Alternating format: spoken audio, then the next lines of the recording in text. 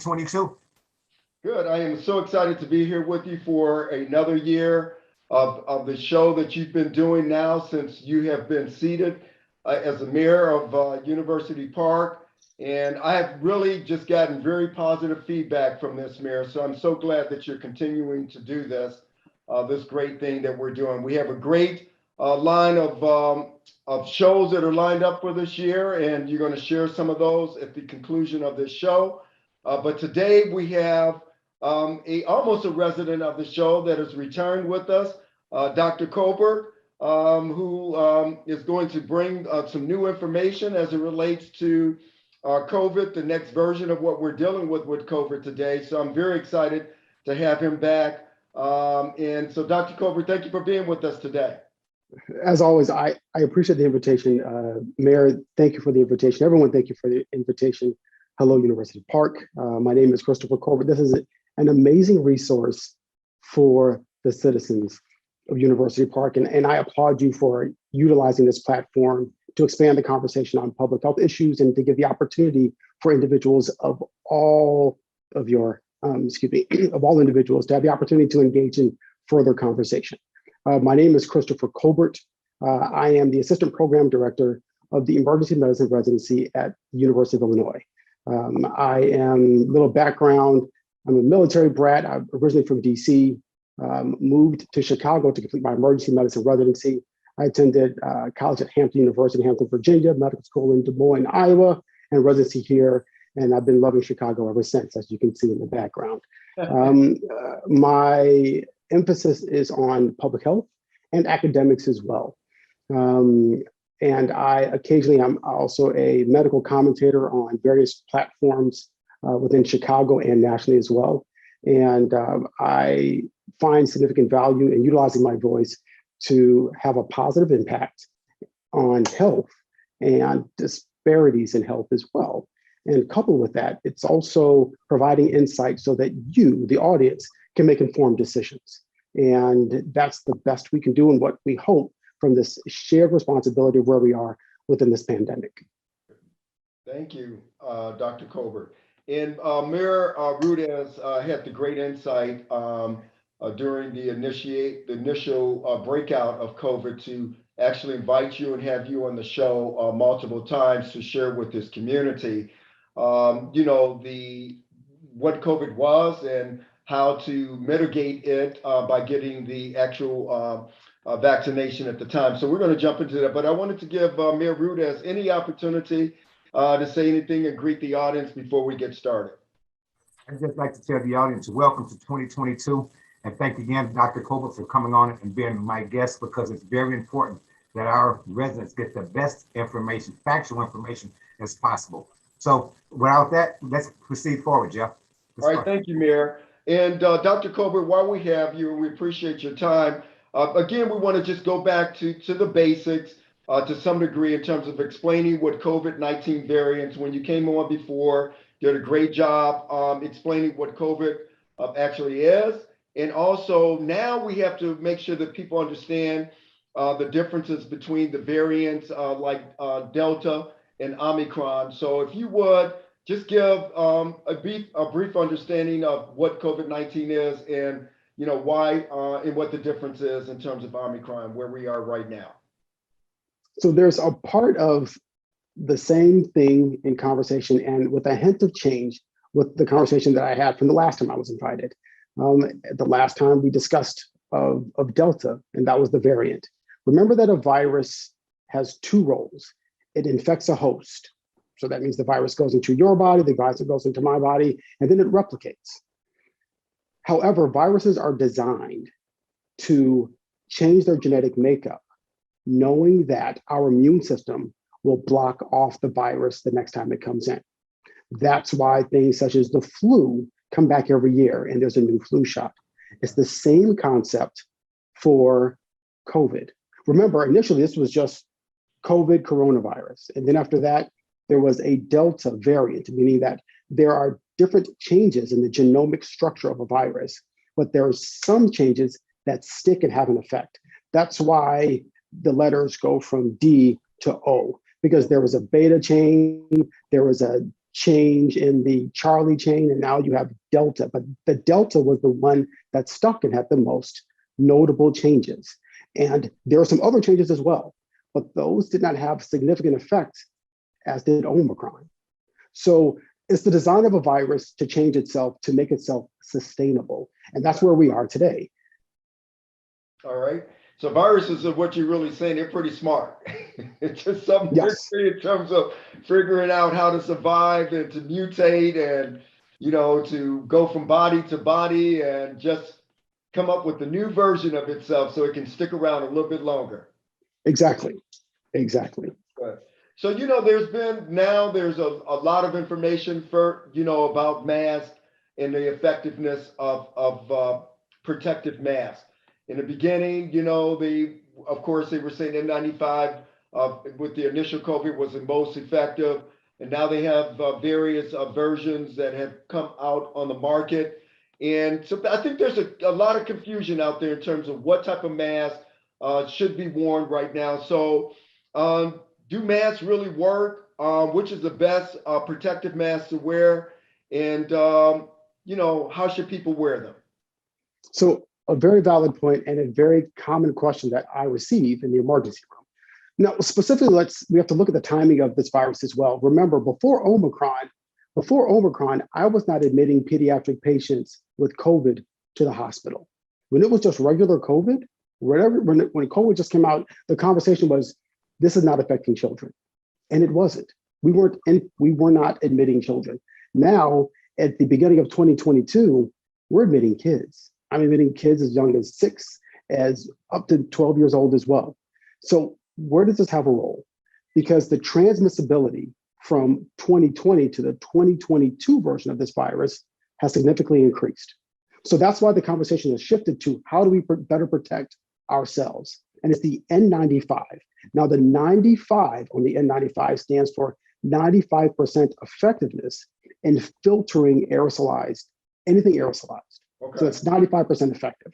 So that's why the conversation is ideally use an N95 mask now, because Omicron is so easily transmittable. It was not that way with Delta nor with the original version.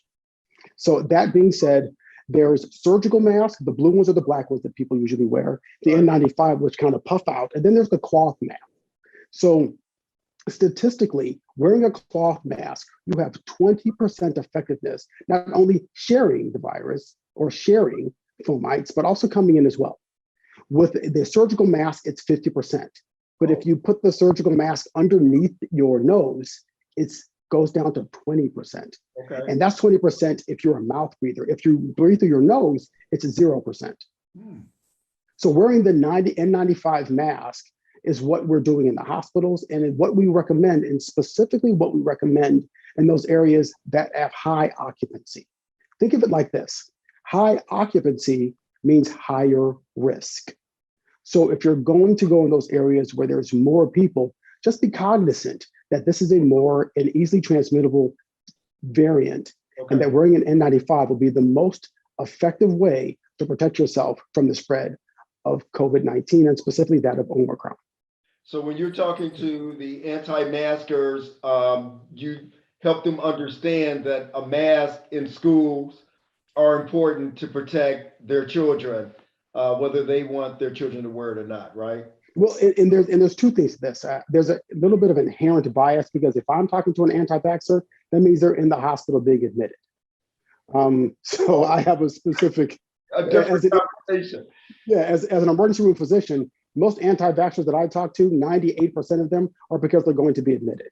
And with the children as well, usually if the children have the vaccine again is not designed as a cure, it's to decrease the symptoms. So those kids that come in, we can give supportive treatment and they can be discharged. It's night and day, and I can't put this into words. It is night and day, the body's response to this virus when you don't have the vaccine. Okay. So often we have this conversation of, is the problem the hospital beds and the hospital bed availability? It's not. It's those individuals who make the decision not to receive the vaccine. Right. Because this is the 4th time we're doing this, where the hospital beds are packed, where we have people that have stomach pain, chest pain, kids that have fallen off of the bleachers or something at school or at home, and they have to wait in the lobby because we literally have no beds. Okay. And yeah, so my analogy with this is, think of this as school. Think of this as a classroom. If I have a student in my class and every day this one specific student disrupts class, first I'm saying, hey, Chad, learn how to act. You know, that's 2020. But now in 2021 and 2022, we're still having this, you know, I'm still having a problem with the same student. Yeah. I've already talked to the principal. Now we've talked to the family members. The same individual is disrupting class, and it's the same patient overload that we're having in the hospitals, and it's something to be aware of. Yeah. So it's unfortunate, but masks do work though, as a bottom line though. And so that's really the point that I was making, is that we should be wearing masks in high occupancy locations like schools. And that was just the example that I wanted, because there's a lot of occupancy in schools. They do work. They do work. Okay. So Jeff, I'd like to ask Doc a question. So what's the difference now as far as spreading it, and why are they saying N95 or the KN95 mask opposed to the other mask, that the surgical mask that everyone was wearing at one time? Is it spreaded differently? Excuse me. It's effectiveness. Omicron is highly transmissible, and you have 95%. The N95 means 95% of what goes through is filtered in this mask, where a regular surgical mask, it's a little bit north of 50%. Okay. And if we're playing odds, let's go with the 95%, then the north of 50%. Right. And so, Mayor, Dr. Colbert substantiate this, but the current version variant, the Omicron, is just a very, very, very highly transmissible version of this virus. And so it can go from, the positivity rate can go from 0 to 10 to 15 to 20% within a couple of days worth of time in terms of this virus being around. So that's my understanding of Omicron, is that it's highly, highly transmissible. And so the positivity rate can be impacted very quickly. Is that correct? That is 100% correct. Right. So, okay, thank you, Dr. Colbert. So the testing that, you know, is being encouraged right now, and so now we can get our tests from the U.S. government. I think that each person can get up to 4 tests. Yes. I ordered my test. It was pretty easy transaction. I was pretty impressed. So I got to give kudos to the Biden administration for, you know, having a system where I could enter that test in. When should a person get tested for COVID? And what is the difference between isolating and quarantining? Okay, great question. My first, and I'm so glad you brought this up, for those individuals who receive the test, save them. Don't just get the test, get a sneeze, and take the test, because that's what we don't want you to do, because there's a limited resource. And the reason there is such a demand and conversation of testing is because at one point, 3 weeks ago, we had everyone come into the emergency room, specifically right before Christmas as well, because they had Christmas events or they're going to go on flight, and you couldn't buy one. Okay. You couldn't find a test. So now that these tests are coming to your home, think of what you're going to have in your home, any events. If there is a possible wedding you're going to go to, if there's a small social event you're going to have at your home, keep those tests for that event. If you have a cough, if you have a cough at home, don't blow that test because you had coughed on Wednesday. And now you have a limited amount of tests you have available, not knowing if you can have the resources or if we will have the resources for you to have another test. The testing does make a difference because the testing changes your behavior. So keep that in mind. Speak with your primary care physician if you're looking for more tests as well, because they should have insight specifically on how you can access those as a resource. Okay. Wow, that's a great point in terms of utilizing the test strategically is what you're really telling people. And so I guess I've had people also want to know in terms of, when do you know if you have a cold or if you have COVID? Okay. Or if you when do you know if you have a cold, or I mean the flu or COVID? So could you just speak to that? I sure can. We don't know. We don't know. People come to the emergency room all the time, and we have to take a test. Like there are no specific signs because people are different. There are some individuals that have diabetes and have to take insulin. There are some people that have diabetes and have to take a pill. So someone can come to the emergency room with a cough and they're positive for the flu. Some people can come to the hospital without a cough, but just a sneeze, and they have COVID. Okay. So one didn't even have a cough. And I have seen it multiple ways. I've seen it waxing and waning. The only way you can honestly make a line in this sand is to have the actual test. Oh. Huh. So we have a question from the audience. Dr. Colbert, what are your thoughts about participating in concerts and sporting events in restaurants, going to all of them? So we just talked about this. The Bulls are hot right now. I have been I have been to the Bulls games, and I will continue to go to the Bulls games, even though they were dragged under the mud when they played Golden State. And that was a horrible game to watch. But I'm an touche. I'm an advocate. We all have to move forward with this, and you move forward with the guidelines and the recommendations. No one is saying that you can't go to a game, but to go to a game that you practice those safety protocols. When you go to the Bulls games, they ask for a vaccination card. And with that, you're recommended to bring your mask as well. I bring my vaccination card. My 8-year-old came with me for that Golden State game. That was his first game. So horrible for my son. but we had our masks. We had our vaccination cards, and despite that horrible loss, we had a great and safe time.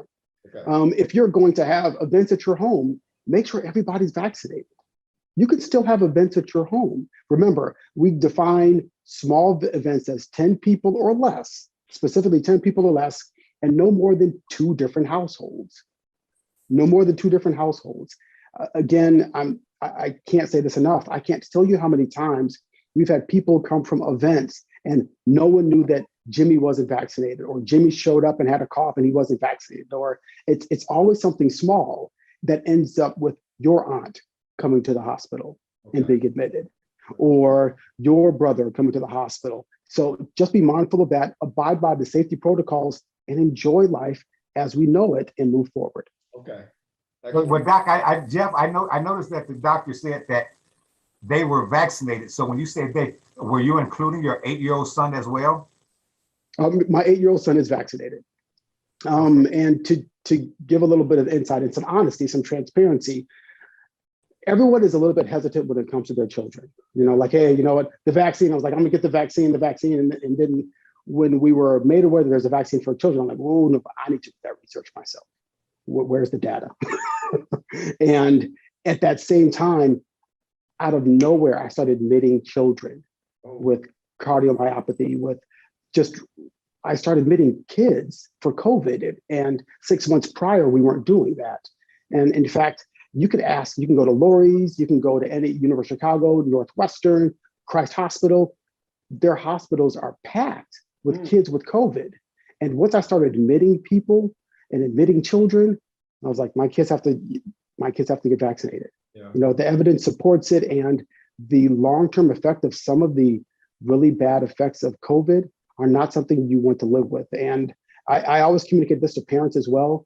I'm also at a place where accepting COVID for what it is not what you want to do with your children. You can accept COVID when you get it. I'm more likely to, hey, I was wrong, but no one wants to accept COVID because you're having a conversation with Dr. Colbert about how we're going to admit your child to the hospital, and we have to regulate who gets to visit because of COVID. We can't have both parents at the bedside. Right. No one wants that conversation.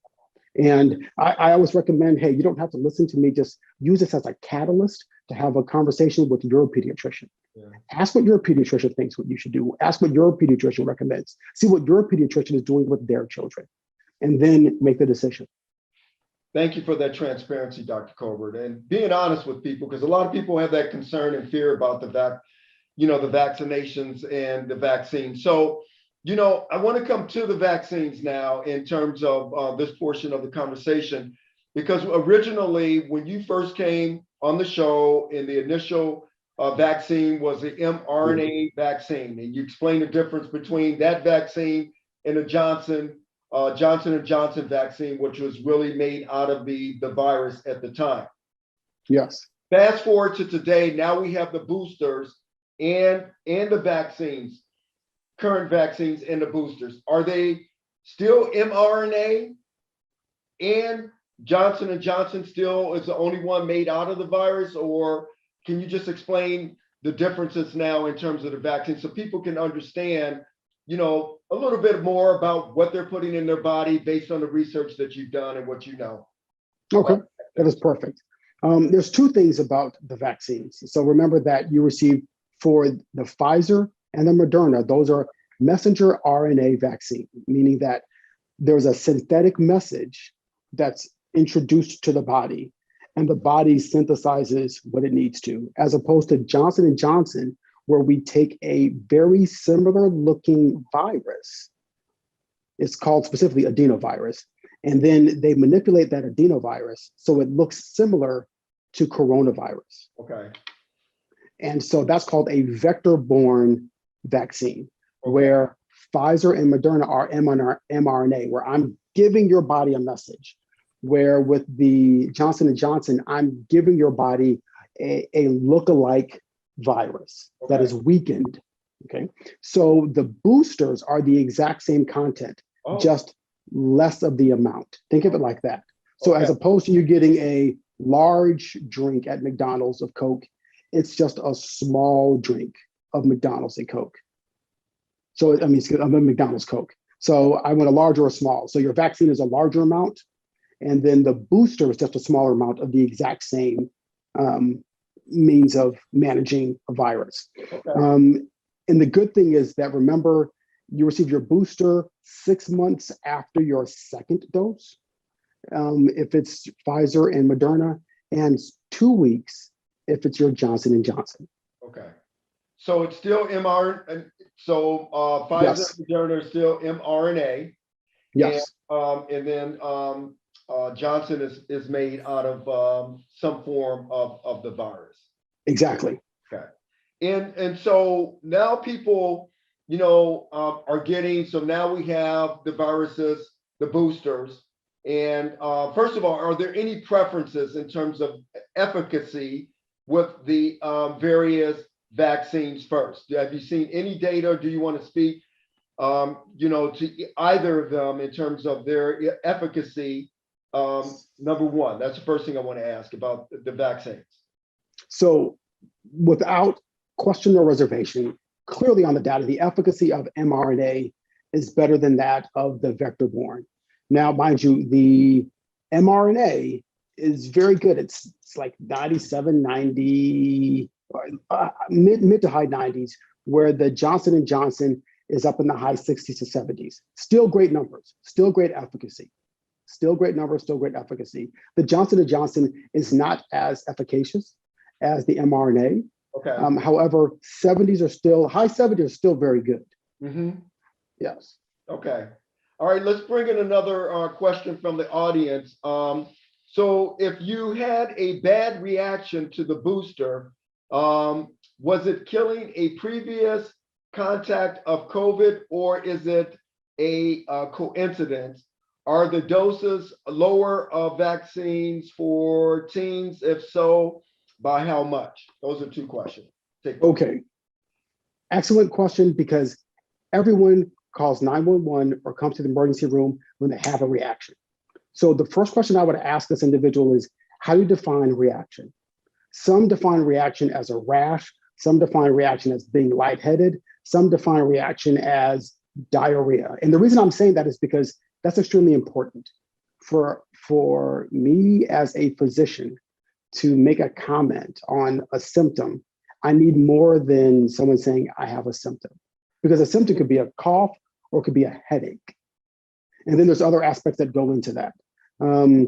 it may be a coincidence. It may be a coincidence, but I would have to have more of the story to make a valued and to provide content to that question. Okay. There's a little bit more that goes on with that, and Right. that's a very great question, but it would need a little bit more information for me to provide an honest and complete answer. Okay, very good then. All right. So just to recap, the vaccines are the same as they were, originally, when you first came on the show and explained it. And the booster that we're getting now is just a lesser amount of the actual vaccine that we're getting. Exactly. Okay, good. Let me just bring in one other question before we go on to the next question. Are the doses of the booster lower? Did I say that one for teens? Is it lower for teens? It is. It is. It is. It's totally different for children. Think of this as amoxicillin or Z-Pak. We're very familiar with those antibiotics. There's an adult dose and a pediatric dose, and that pediatric dose is based on weight, and it's generalized based on their weight as well. So it's, again, the same content, but packaged for your audience. Okay, very good then. So I want to just go through the breakthrough infections now, Dr. Colbert. Explain the breakthrough infection. So you've been vaccinated, you've got your booster, and so we see the stories of the athletes getting COVID and having COVID after, going and getting a vaccine and getting the booster. So talk a little bit about the breakthrough and, how is that happening? And what does that really mean in terms of our body's ability to ward off the COVID, even though we've been vaccinated? Okay, perfect. And I want to respond with dead ego. Dead ego. That is a common question I get all the time, and I can't say this enough. Vaccines are not a cure for a virus. Okay. It is designed for two things: to decrease the symptoms and to decrease admissions. So for those individuals that come to the hospital and say, I don't understand why I'm admitted to the hospital, or I don't understand why I had the COVID booster and the vaccine and I still have a cough, it's because that's not the design of vaccines in the first place. This is to decrease the effectiveness of that vaccine. Are there going to be individuals that are admitted to the hospital because they have, even though they have the vaccine? Of course there are. And all those patients that I've admitted have diabetes, hypertension. There's something else going on with that. If you're admitted and you have the vaccine, there's more to that package than that. But what you have noticed is that people that are athletes or people that have public figure and status and say, well, I had the vaccine, but I tested positive. Yeah, you're also at home doing an interview with your children and your family at your house. Right. That's the benefit of the vaccine. Okay. So the question is, did the vaccine work? Obviously it did, because you're at home. If you're saying, hey, I had the vaccine and the booster, but I've got diabetes, hypertension, and I smoke 2 packs of cigarettes a day, there's probably a chance you're going to be admitted anyway. Okay. And you have to put things in context. Yep. And I don't want to diminish the value of this vaccine. I can't say it enough. The problem isn't COVID. The problem is people not getting the vaccine and they're holding up the beds. Like, this virus, honestly, is not the problem. The problem are the people that refuse to get the vaccine, but will call 911 right. and sit in the lobby, and won't get the vaccine and we'll sit in the emergency room and say, well, when can I get a bed upstairs? Sure. We have no beds upstairs, sir. We're packed. Well, I don't understand. I should have a bed. No, because there's 5 other people that didn't get the vaccine just like you that are waiting for a bed 4 hours before you got here. And I'm just waiting, Dr. Colbert. I see some organizations actually charging more per family, companies who are charging if you aren't vaccinated, excuse me, and for the insurance plan. And I'm just waiting for society now to add that tax for visiting the hospital if you're not vaccinated, right? So there should be an additional entry fee for that bed or charge for that bed. That's not your call or my call. However, I agree. That's going to come down the line. Somebody in the insurance company is going to hear my words. If there's going to be an extra buck that an insurance company can make off of this, they're going to do it. They're going to say, you had the option 5 years ago to get this vaccine, but you chose not to. And they're going to put that in the same category as, do you smoke? They ask that of everyone who applies for insurance. Do you smoke? Okay. You know, smoking is bad. Right. Your premium is going to go up. Oh, wow. Do I think that an insurance company will do that? I do, because they're going to get tired of paying your hospital bill from your recurrent admissions for COVID because you refuse to get the vaccine. Can I say that, etch that in stone? No, I don't. Have I seen insurance companies do that? All doctors have. Yeah. So let me bring in another question. Do you foresee more boosters after this current round of boosters that we are taking right now? Is this going to become a regular part of our lives to get the flu vaccine and a COVID booster every year? What are your thoughts on that? I do. In fact, Moderna right now is working on a combination flu and COVID vaccine for 2023 that's already in the works. Because this is a virus. The virus is not going to go anyplace, as we can see. As we can already tell, this virus is not going to go anyplace. And it's doing two things. Not only is it changing, it's also weeding off a whole population that's refusing to get the vaccine. It's working in two different directions. If you think about it that way, that's what it's doing. It continues to mutate, and it's taking out a specific population of individuals. Like, there's no coincidence that in all hospitals across, not the United States, but the world, those ICUs and those ERs are filled with a specific student, like I talked about earlier. And I tell people all the time, look, there's too much of a strain on the hospitals. There's too much of a strain. Now, bedding is a public health issue.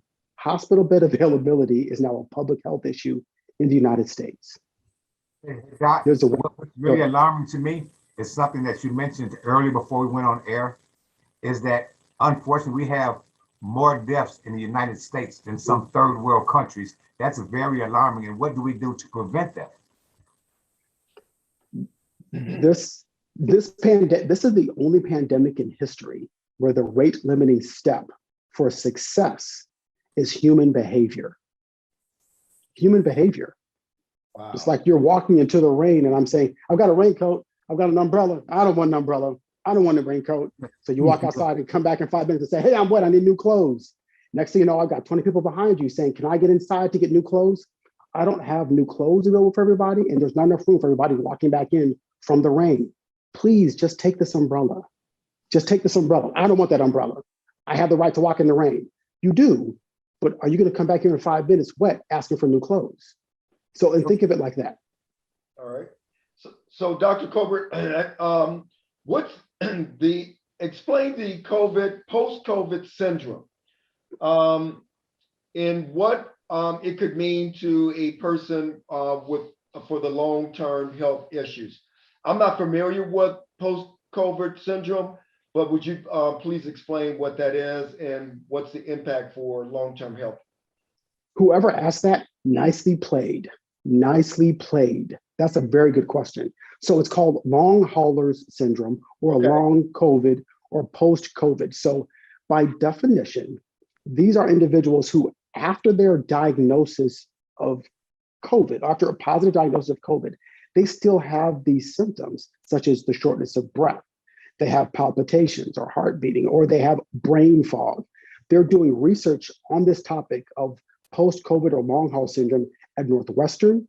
We're doing it at University of Illinois, and they're also doing it at Christ Hospital, just in Illinois itself. They're also doing it at Johns Hopkins, and this is where that ties in. And we don't know this information. Oh. We're seeing these people that are diagnosed in 2020 that still need oxygen, and we don't know why. Okay. We have people that had COVID and have this brain fog, and we don't know why. And so we're just collecting data on these individuals and we're treating them symptomatically and just collecting data. It's called, and I recommend anyone take a look at this, it's called long hauler syndrome, long COVID or post-COVID. And all of these individuals, not all, I don't like to say all, but 98% of these individuals initially were unvaccinated. Okay. Yep. And so again, let's just have this conversation again. You're diagnosed with long hauler syndrome. So that means every 3 months, you're going to the hospital, you're going to the emergency room because you can't get rid of your headache, because you're short of breath. After a while, your insurance company is going to say, what? Did you get the vaccine in 2020? Because this is your 4th visit to the emergency room. Wow. Again, I can't draw the line in the sand. I can't speak for any insurance companies, but I've seen that happen. Yeah. Yeah. It happened with smoking. 100%. And I say that all the time. It happened with smoking. That's in fact to the point where when you apply for a job, they ask, fill this out. Do you smoke? Which is basically saying, are you going to be in the higher tier for a premium if you smoke, if you make this conscious decision to smoke? Right.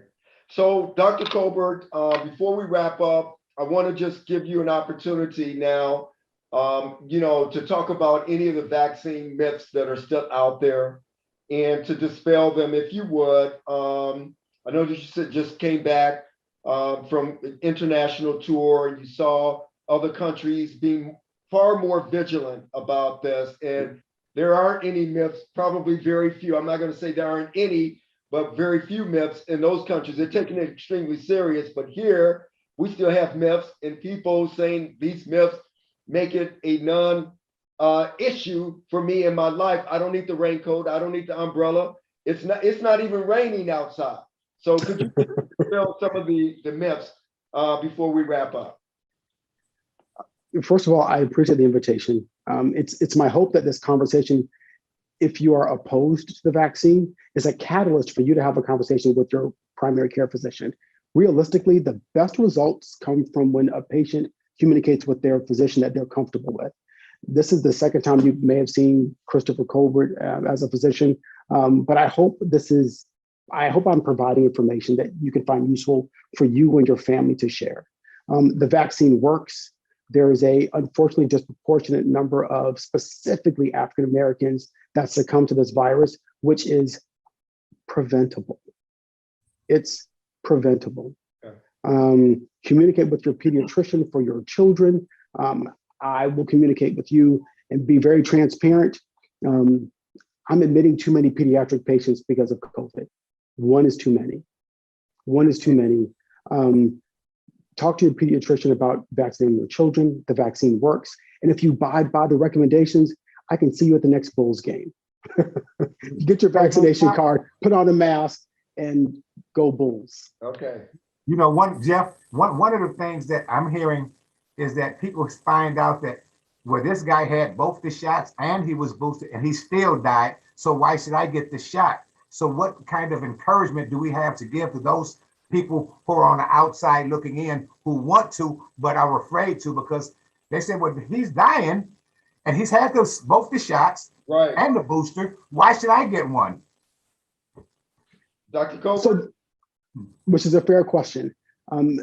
There are going to be people who receive the vaccine and die. There are individuals who will start chemotherapy that have cancer and die. Yeah. However, the vast majority of those individuals who receive the vaccine do well. Those symptoms are significantly reduced and the vaccine works. We are admitting 98% of people that don't have the vaccine. We're admitting 98% of children who have not had the vaccine.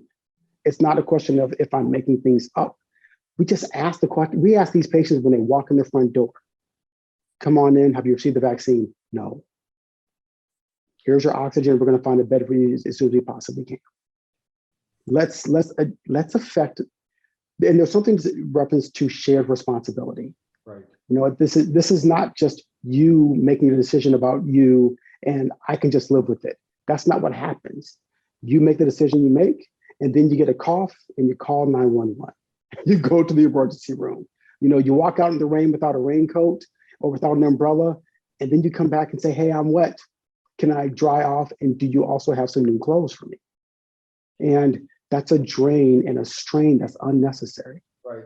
And Dr. Colbert, the other part of that data point that we have now is that those people, 98% are being admitted or have not been vaccinated, and a great majority of the people who are dying from COVID have not been vaccinated as well. Oh, yes. The percentage of people who are dying from COVID who have been vaccinated has dropped substantially, because the last time we had the conversation, people weren't being vaccinated and the numbers were very high who were dying. Exactly. So now the vaccine has been effective from at least reducing the number of deaths once you've been vaccinated. Is that true? That is 100% true. So get it vaccinated, folks. That's what Dr. Colbert said. Get booster. We're doing everything in our community to ensure that there's opportunities for anyone who wants to get vaccinated can get vaccinated. We even have a pop-up coming up early February where we're going to do the vaccinations from children from 5 to 11 years old. And there are a variety of pop-ups, February the 9th, March the 4th. So we're going all out to do everything that we can to educate our residents, to inform them to the best that we possibly can, to give them the opportunity. So we're going to try to give out masks. We're encouraging them. On our website, you can find the information for the government where you can order your COVID home kits. So we're doing everything possible. And one of the last questions, Doctor, is how long do you think that we'll be in these masks? Do you think we'll be in masks forever, or is it going to come to an end, or what's the long term view? It's my hope we can get rid of the mask, because truth be told, doctors don't even like wearing these daggone masks. I would be so glad if I can take off a mask and I can go to the gym. And my son, who plays basketball, looks at me every day because he wants to take off his mask while being on the court. We dictate that. We dictate that, because we could be at such a different place if more people had received the vaccine. Australia has a 96% vaccine rate, and they're using less. There's less restrictions. We only have more restrictions because people continue to go outside of the house into the rain and then come back. And the longer we have that, the longer we're going to wear a mask. Yeah. The more likely we're going to have a repeat of hospital. We're going to have another surge. There's going to be another variant. There'll be another surge because people choose not to get the vaccine. This is the 4th time we're doing this. This is the 4th time we've had a surge. But again, there's a light at the end of the tunnel. It's not a train. It's the vaccine. It's safety protocols. It's vaccine mandates so that we can go to games, go to Bulls games, go to have weddings. There's testing that you can have at your home, so you can have events at your home and have other events as well. So we can move forward. It's just, can we get a lot of people together to move forward?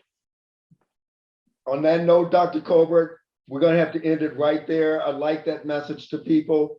I appreciate you being with us today.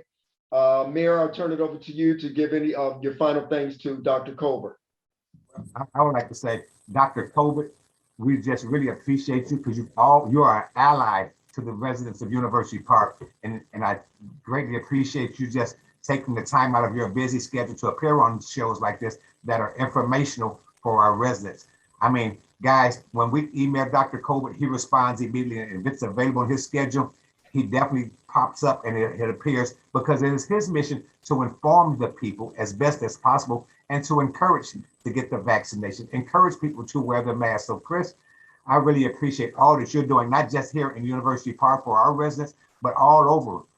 You're doing a fantastic job. And I thank you greatly for everything that you're doing. And I hopefully that it can catch on and our residents who are not vaccinated will consider getting vaccinated, and even our younger children, because my grandchildren have had COVID, and there was a coworker that had a grandbaby that was 8 months old that had COVID. So it's very, very threatening and intimidating. So Doc, again, thanks. We just want to give them the best factual information as possible. Thank you, Mayor, and thank you both. Dr. Colbert, I hope to see you on Channel 7 again at 7:30 now. So, sounds good. Let's get you I back appreciate the invitation. So thank Everyone you all. Stay safe. Thank you. Right. And so thank you very much for being with us today on the first edition of the Mayor's Corner. And again, I give Mayor Roudez kudos for having the insight and to have this show about COVID and the mitigations and the protocols that we should be taking as a first show. So thank you, Mayor Roudez, for that. And thank the Village of University Park very much for tuning in. Thank you. Well, thanks. Stay tuned for the latest updates. Have a good one, Doc.